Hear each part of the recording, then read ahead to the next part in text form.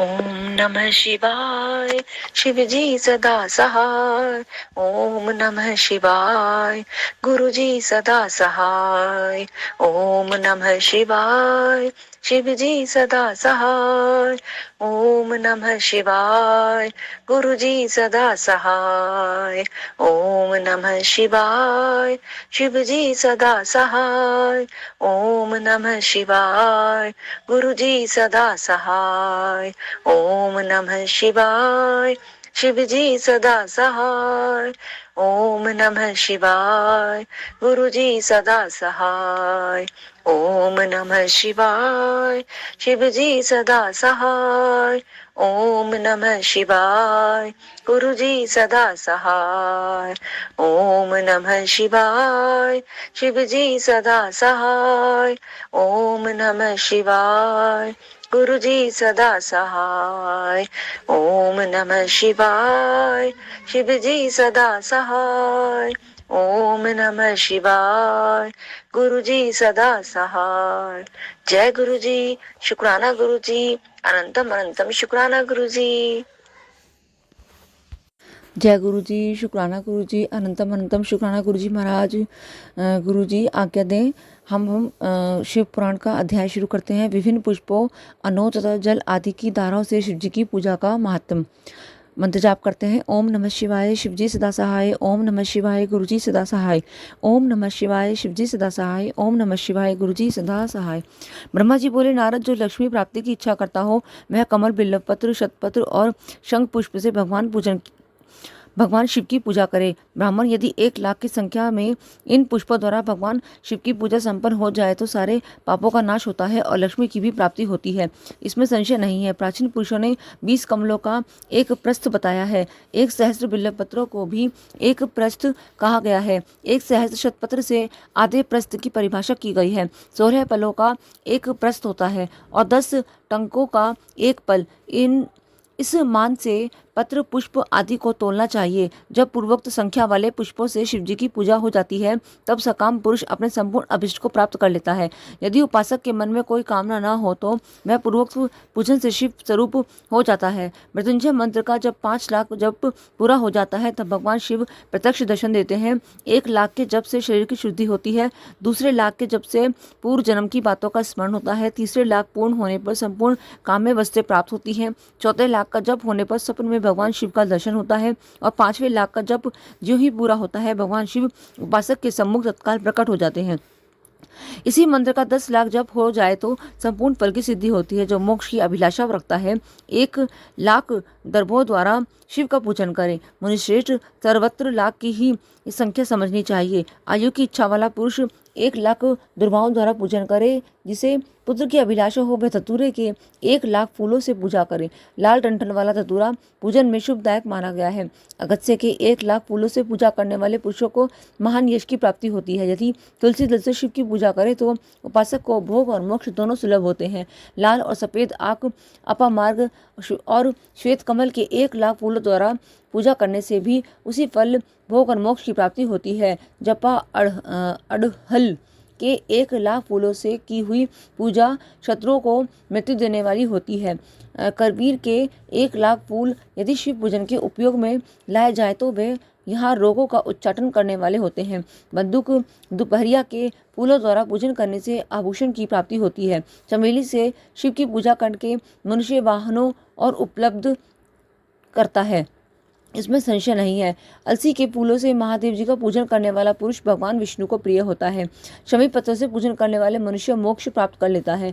बेला के फूल चढ़ाने पर भगवान शिव अत्यंत शुभ लक्षणा पत्नी प्रदान करते हैं। जूही के फूलों से पूजा की जाए तो घर में कभी अन्न की कमी नहीं होती। कनेर के फूलों से पूजा करने पर मनुष्य को वस्त्र की प्राप्ति होती है। देसुआरी या शेफालिका के फूलों से शिव का पूजन किया जाए तो मन निर्मल होता है। 1,00,000 बिल्वपत्र चढ़ाने पर मनुष्य अपनी सारी काम्य वस्तु प्राप्त कर लेता है। श्रृंगार हार, हर श्रृंगार के फूल से पूजा करने पर सुख संपत्ति की वृद्धि होती है। वर्तमान ऋतु में पैदा होने वाले फूल यदि शिव की सेवा में अर्पित किए जाएं तो वे मोक्ष देने वाले होते हैं। इसमें संशय नहीं है। राई के फूल शत्रुओं को मृत्यु प्रदान करने वाले होते हैं। इन फूलों को 1,00,000 की संख्या में शिव के ऊपर चढ़ाया गया तो भगवान शिव प्रचुर फल प्रदान करते हैं। चंपा और केवड़े को छोड़कर शेष सभी फूल भगवान शिव को चढ़ाए जा सकते हैं।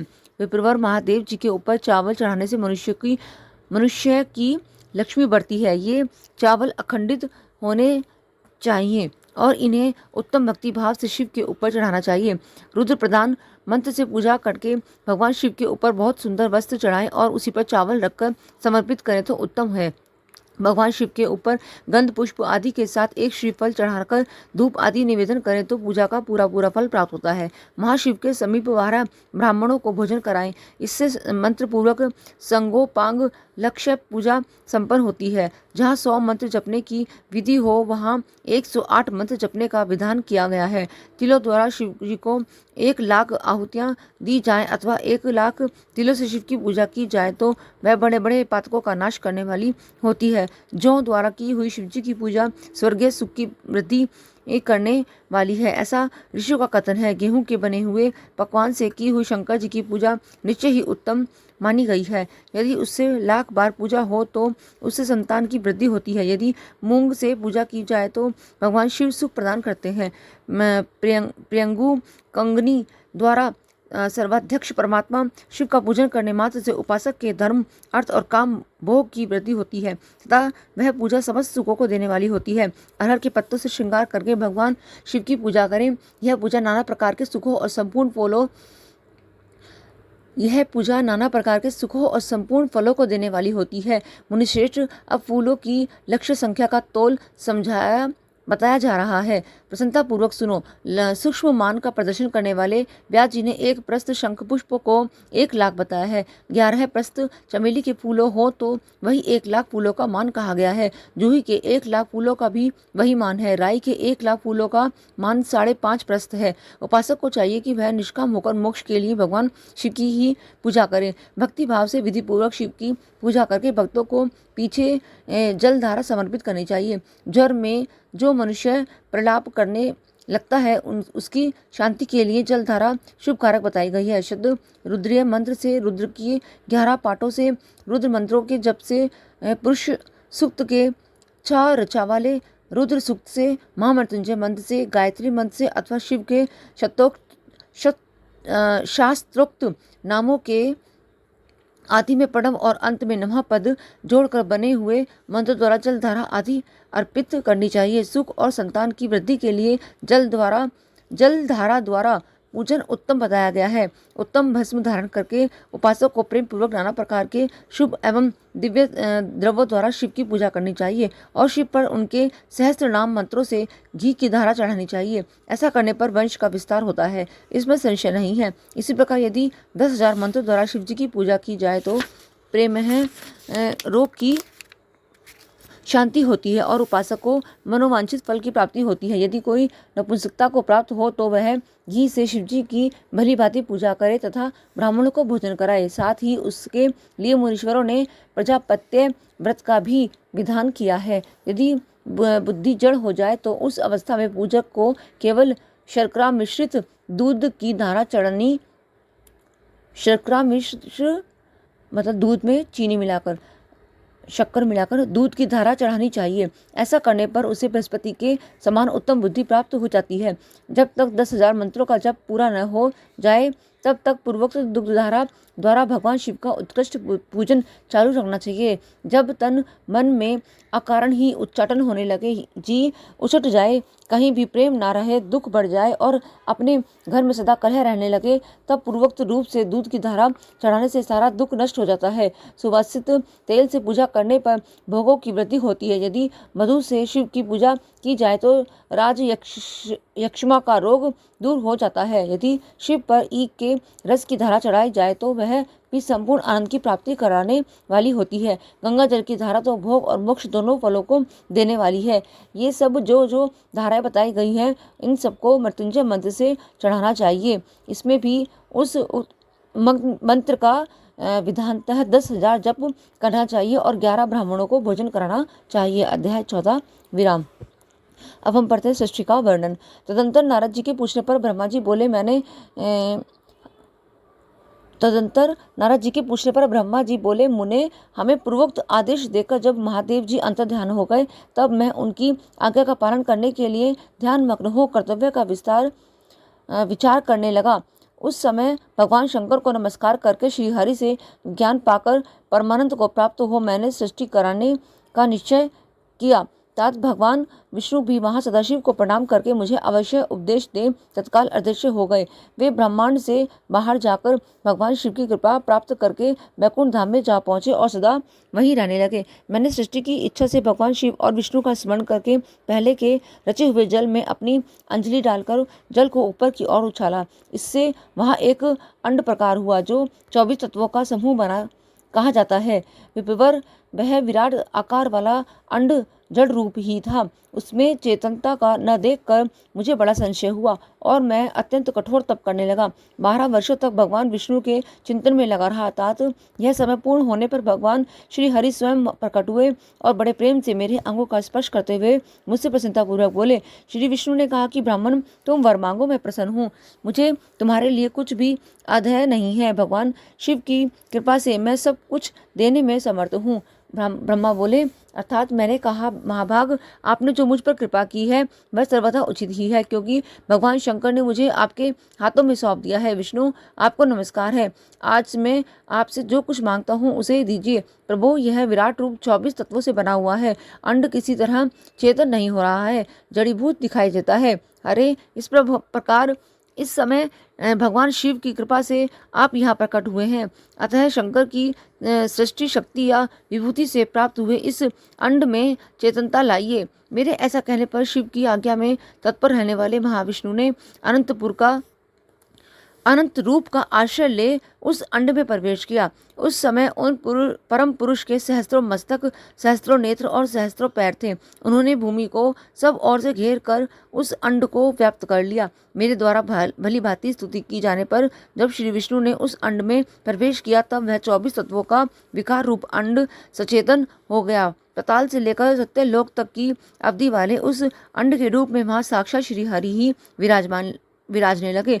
उस विराट अंड में व्यापक होने से ही वे प्रभु विराज पुरुष कहलाए। पंचमुख महादेव ने केवल अपने रहने के लिए सुरम्य कैलाश नगर का निर्माण किया, जो सब और लोकों से ऊपर सुशोभित होता है। देवर्षि संपूर्ण ब्रह्मांड का नाश हो जाने पर भी वैकुंठ और कैलाश, इन दो धामों का यहाँ कभी नाश नहीं होता। मुनिश्रेष्ठ, मैं सत्यलोक का आश्रय लेकर रहता हूँ। तात महादेव जी की आज्ञा से ही मुझ में सृष्टि रचने की इच्छा उत्पन्न हुई है। बेटा, जब मैं सृष्टि की इच्छा से चिंतन करने लगा, उस समय पहले मुझे अनजाने में ही पाप पूर्ण तमोगुणी सृष्टि का प्रादुर्भाव हुआ, जिसे अविद्या पंचक अथवा पंचपर्वा अविद्या कहते हैं। तदंतर प्रसन्नचित्त होकर शंभु की आज्ञा से मैं पुनः अनासक्त भाव से सृष्टि का चिंतन करने लगा। उस समय मेरे द्वारा स्थावर संज्ञक वृक्ष आदि की सृष्टि हुई, जिसे मुख्य सर्ग कहते हैं। यह पहला सर्ग है। उसे देखकर तथा वह अपने लिए पुरुषार्थ का साधन नहीं है, यह जानकर सृष्टि की इच्छा वाले मुझ ब्रह्मा से दूसरा सर्ग प्रकट हुआ, जो दुख से भरा हुआ है। उसका नाम है त्र्यक्त स्तोत्र। वह सर्ग भी पुरुषार्थ का साधक नहीं था। उसे भी पुरुषार्थ साधन की शक्ति से रहित जान जब मैं पुनः सृष्टि का चिंतन करने लगा, तब मुझसे शीघ्र ही तीसरे सात्विक सर्ग का प्रादुर्भाव हुआ, जिसे उद्धर्व स्तोत्र कहते हैं। यह देव सर्ग के नाम से विख्यात हुआ। देव सर्ग सत्यवादी तथा अत्यंत सुखदायक है। उसे भी पुरुषार्थ साधन की रुचि एवं अधिकार से रहित मानकर मैंने अन्य सर्ग के लिए अपने स्वामी श्री शिव का चिंतन आरंभ किया। तब भगवान शंकर की आज्ञा से एक रजोगुणी सृष्टि का प्रादुर्भाव हुआ, जिसे अर्वात स्तोत्र कहा गया है। इस सर्ग के प्राणी मनुष्य है, जो पुरुषार्थ साधन के उच्च अधिकारी हैं। तदंतर महादेव जी की आज्ञा से भूत आदि की सृष्टि हुई। इस प्रकार मैंने 5 तरह की वैकृत सृष्टि का वर्णन किया है। इसके सिवा 3 प्राकृत सर्ग भी कहे गए हैं, जो मुझ ब्रह्मा के सानिध्य से प्रकृति से ही प्रकट हुए हैं। इनमें पहला महत्व का सर्ग है, दूसरा सूक्ष्म भूतों अर्थात तन्मात्राओं का सर्ग है और तीसरा वैकारिक सर्ग कहलाता है। इस तरह ये 3 प्राकृत सर्ग हैं। प्राकृत और वैकृत दोनों प्रकार के सर्गों को मिलाने से 8 सर्ग होते हैं। इनके सिवा नवा कोमार्ग सर्ग है जो प्राकृत और वैकृत भी है। इन सब के अवान्तर भेद का मैं वर्णन नहीं कर सकता क्योंकि उसका उपयोग बहुत थोड़ा है। अब द्विजात्मक सर्ग का प्रतिपादन करता हूँ। इसी का दूसरा नाम कुमार सर्ग है जिसमें सनक सनंदन आदि कुमारों की महत्वपूर्ण सृष्टि हुई है। सनक आदि में 4 मानस पुत्र हैं जो मुझ ब्रह्मा के ही समान हैं। वे महान वैराग्य से संपन्न तथा उत्तम व्रत का पालन करने वाले हुए। उनका मन सदा भगवान शिव के चिंतन में ही लगा रहता है। वे संसार से विमुख एवं ज्ञानी हैं। उन्होंने मेरे आदेश देने पर भी सृष्टि के कार्य में मन नहीं लगाया। मुनिश्रेष्ठ नारद सनकादिक कुमारों के दिए हुए नकारात्मक उत्तर को सुनकर मैंने बड़ा भयंकर क्रोध प्रकट किया। उस समय मुझ पर मोह छा गया। उस अवसर पर मैंने मन ही मन भगवान विष्णु का स्मरण किया। वे शीघ्र ही आ गए और उन्होंने समझाते हुए मुझे कहा, तुम भगवान शिव की प्रसन्नता के लिए तो तपस्या करो। मुनिश्रेष्ठ श्रीहरि ने जब मुझे ऐसी शिक्षा दी तब मैं महाघोर एवं उत्कृष्ट तप करने लगा। सृष्टि के लिए तपस्या करते हुए मेरी दोनों भुवों और नासिका के मध्य भाग से जो उनका अपना ही अविमुक्त नाम स्थान है, महेश्वर की 3 मूर्तियों में से अन्यतम पुणांश सर्वेश्वर एवं दयासागर भगवान शिव अर्धनारीश्वर रूप में प्रकट हुए, जो जन्म से रहित तेज की राशि सर्वज्ञ तथा सर्वस्रष्टा है। उन नील लोहित नामधारी साक्षात उमा वल्लभ शंकर को सामने देख बड़ी भक्ति से मस्तक झुका उनकी स्तुति करने में बड़ा प्रसन्न हुआ और उन देव देवेश्वर में से बोला, प्रभु आप भांति भांति के जीवों की सृष्टि कीजिए। मेरी यह बात सुनकर उन देवाधिदेव महेश्वर रुद्र ने अपने ही समान बहुत से रुद्र गणों की सृष्टि की। तब मैंने अपने स्वामी महेश्वर महारुद्र से फिर कहा कि देव आप ऐसे जीवों की सृष्टि कीजिए जो जन्म और मृत्यु के भय से युक्त हो। मुनिश्रेष्ठ मेरी ऐसी बात सुनकर करुण सागर महादेव जी हंस पड़े और तत्काल इस प्रकार बोले। महादेव जी ने कहा, विधाता है, मैं जन्म और मृत्यु के भय से युक्त अशोभन जीवों की सृष्टि नहीं करूंगा क्योंकि वे कर्मों के अधीन हो दुख के समुद्र में डूबे रहेंगे। मैं तो दुख के सागर में डूबे हुए उन जीवों का उद्धार मात्र करूंगा। गुरु का स्वरूप धारण करके उत्तम ज्ञान प्रदान कर उन सबको संसार सागर से पार करूंगा। प्रजापते, दुख में डूबे हुए सारे जीव की सृष्टि तो तुम ही करो। मेरी आज्ञा से इस कार्य में प्रवृत्त होने के कारण तुम्हें माया नहीं बांध सकेगी।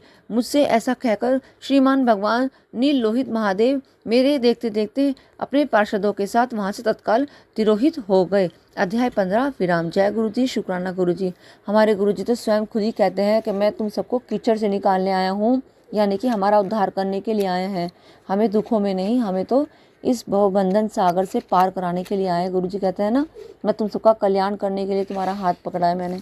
तो जय गुरु जी, शुक्राना गुरु जी, अनंतम अनंतम शुक्राना गुरु जी महाराज, हमारा हाथ पकड़ने के लिए और हमें इस कीचड़ से बाहर निकालने के लिए। शुक्राना महादेव। जय गुरु जी।